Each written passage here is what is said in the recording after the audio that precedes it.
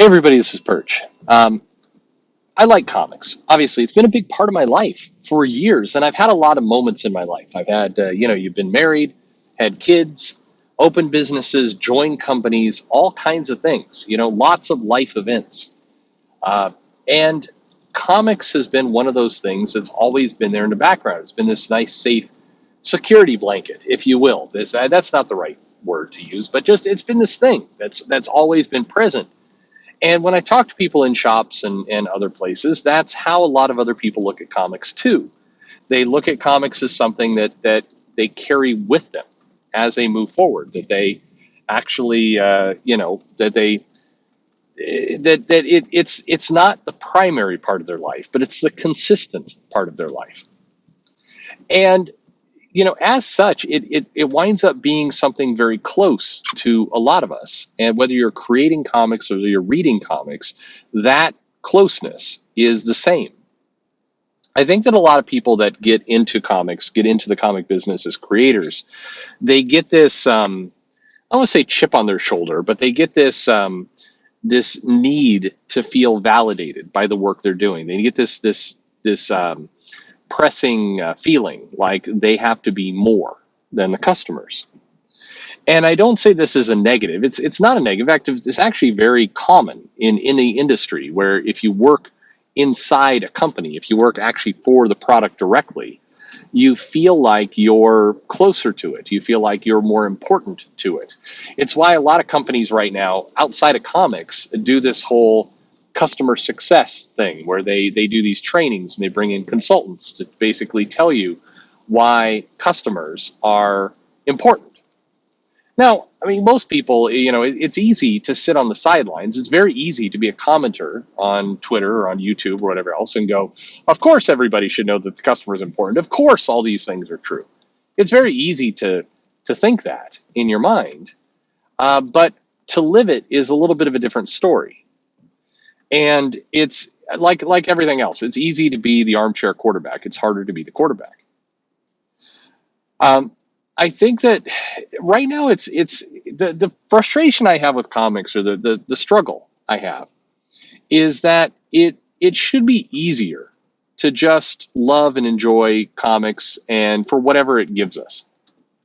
I mean, think about it for a moment. In terms of a fandom, we pay to participate in it. And if we don't want to participate in it, we don't pay. And because of that, it sets up a lot of kind of weird dynamics. I mean, arguably, if we hate what we're being given, it's very easy for us to stop it. It's easier than most things. If you hate your job, you can't just quit your job unless you have since you have some financial security. Maybe you do, or maybe you have another job lined up. It's not as easy. You can't just on a whim stop.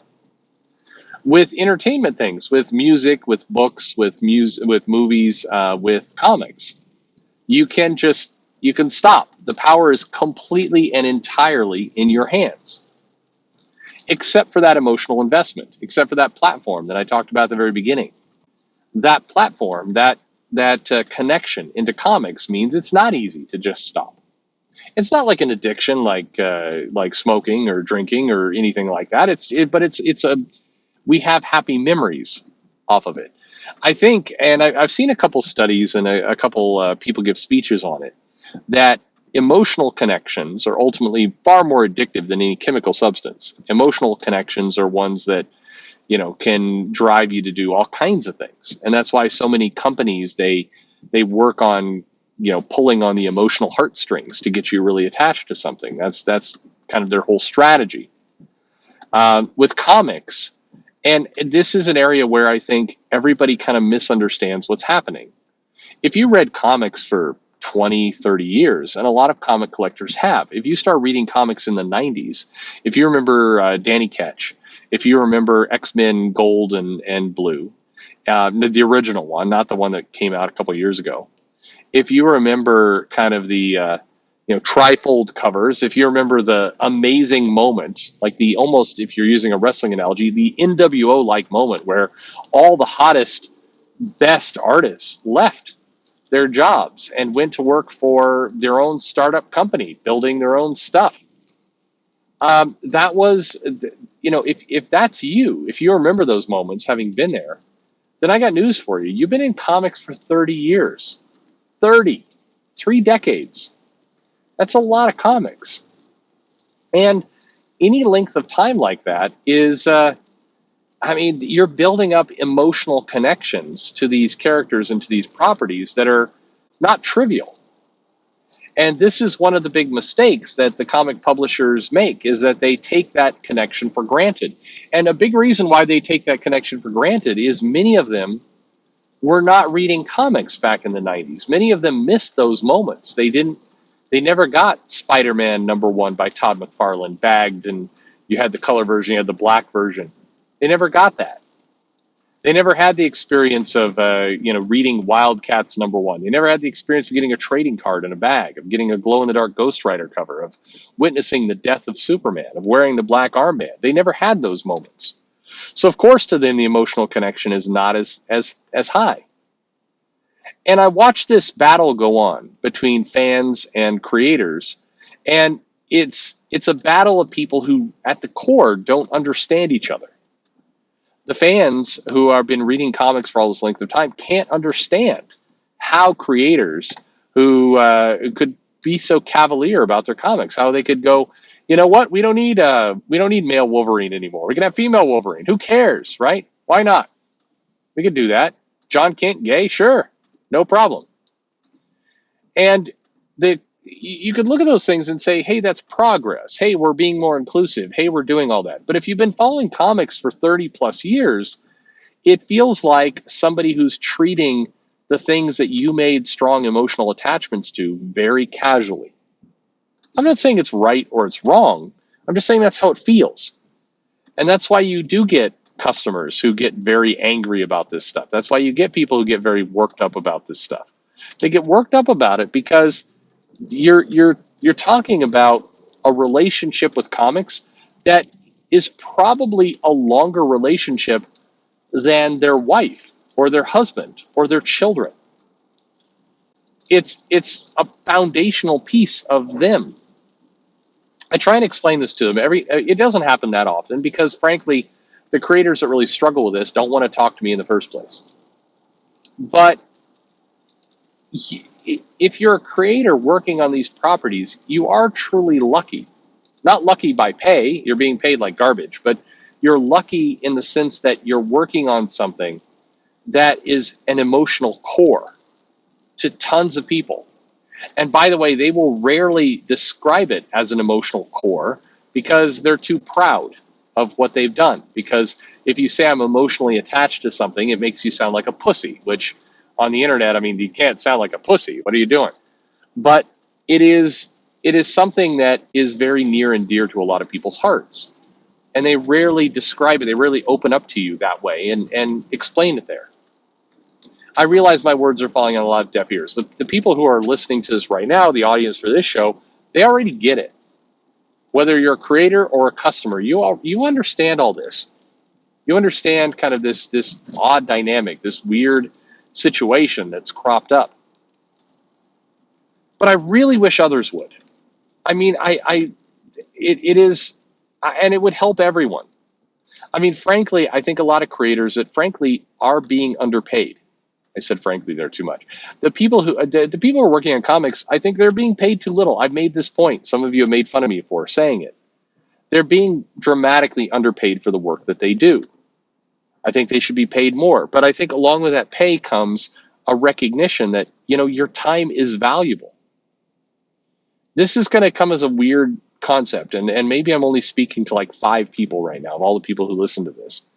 But I wish comic creators would internalize, I think that's the popular word, digest, that your time is actually really valuable. You're making memories for people. You're making emotional attachments. If you do your job well, you're making things that people are going to remember for their lifetime. You're making memories that will connect people to comics forever. And that's a beautiful thing.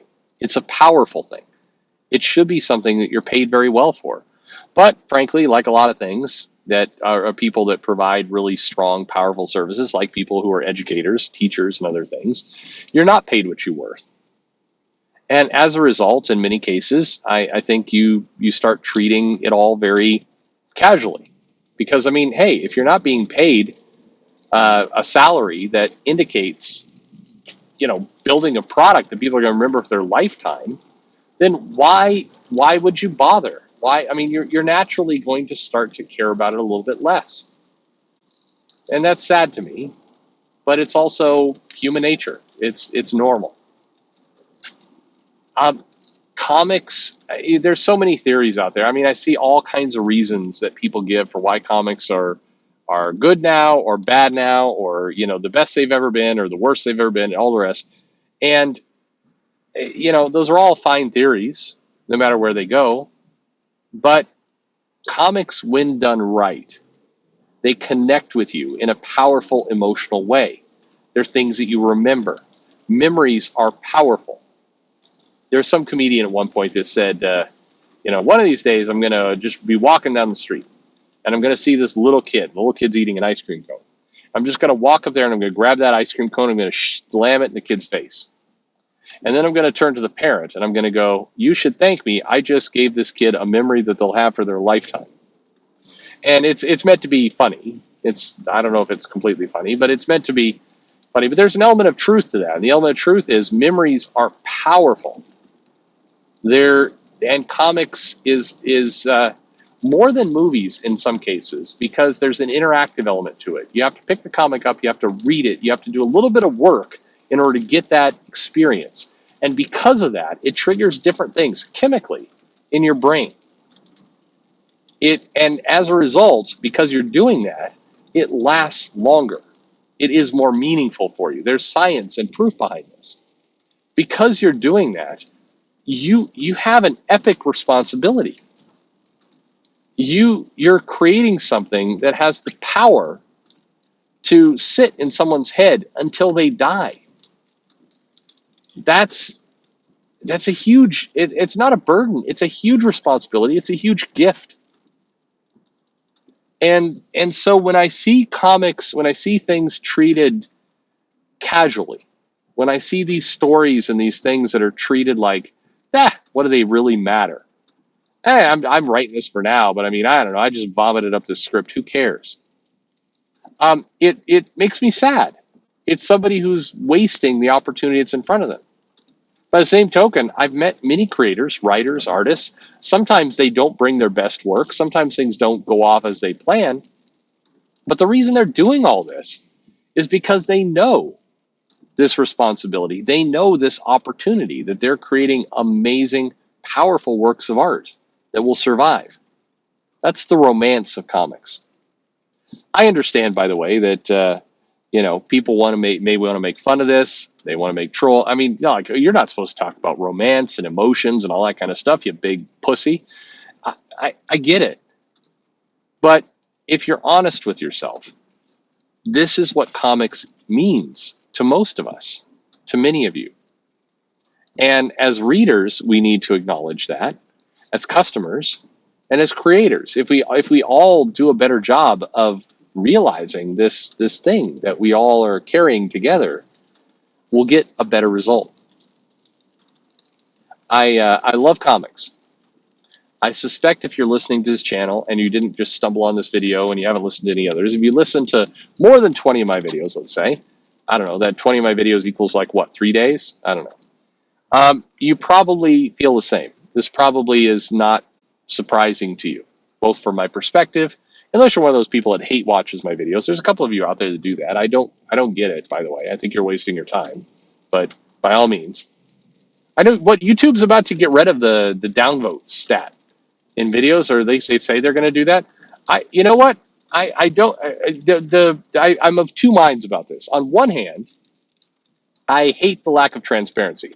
I don't care if people downvote my video. I don't care if that number is sitting out there. It doesn't mean anything to me. I mean, literally, it doesn't mean anything to me because I make the same money either way, so I don't really care.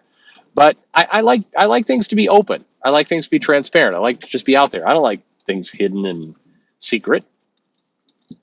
So I'm kind of object to it on that front.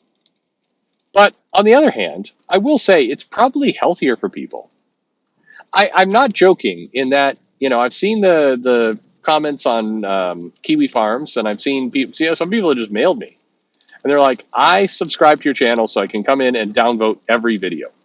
You said something that seemed to make fun of EVS at one point, and as a result, fuck you. I'm going to downvote you every single video." I don't know why you're doing that. I mean, again, thank you. You're giving me money. I appreciate it. You're helping fund comics. Your determination to click on every video and downvote it helped fund Gemini Jump. So Larry and I thank you. But for your own health and sanity, what are you doing? Like, I don't think I don't think you're helping yourself. But again, your life, your business. But you know, I think you could spend your time probably more productively for you. But you be you. You do you. You do you. That's all I got to say. I don't know. Comics should be fun. If you're having fun, then cool. If you like the Krakoan era of the X-Men, I'm glad for you. I really am. I'm a huge X-Men fan. I don't enjoy it. That's putting me in a worse place than you. When people come in to argue with me about like maybe I should just enjoy it more, I'm like, yeah, I mean, preach, brother. I'm with you. Maybe I should. I'd love to. Let me hang on. Let me figure out how to flip that switch because man, I would love to enjoy. I would love to enjoy this storyline more than I. You know what a dream for me would be is like every single comic I read on a Wednesday, every one I enjoyed. How God, that would be wonderful. Do you think I'm sitting here, intentionally not enjoying these comics? Let me. I don't. I mean, I don't. Is anyone doing that? That people are. Those are the crazy people. Everybody should want to enjoy the comic. I'm not. I'm not intentionally disliking this. Comics should be fun. They're art. It's engagement. It's emotion. It's romance. It's all of those things. Comics should be wonderful and magical. And when they're not, that sucks. I that's what I want. I don't always get it, and I think that's what most of you, again, particularly the those of you who listen to this channel regularly, I suspect you feel the same. You wouldn't stick around if you didn't. I mean, otherwise you're some kind of weird masochist. Why do that? We should want to enjoy this. That's maybe at the beginning of the day we pick do the things we like. It's as simple as that. Comic creators, please do understand. Please, if I can convince you of nothing, please do understand that the majority of people out there, including the people criticizing comics, they do want to enjoy it. They do want to have a good time. They're emotionally invested into these worlds you've created, and rather than look at those people as weird or trolls or bad or hateful, those people are your loyalists. Those people are the people that are connected into your world. Don't leave them out to dry. Don't leave them out in the cold. I'm splitting my metaphors here. Bring them in. They're here for you. If you open the door, they're here for you. Thanks for listening.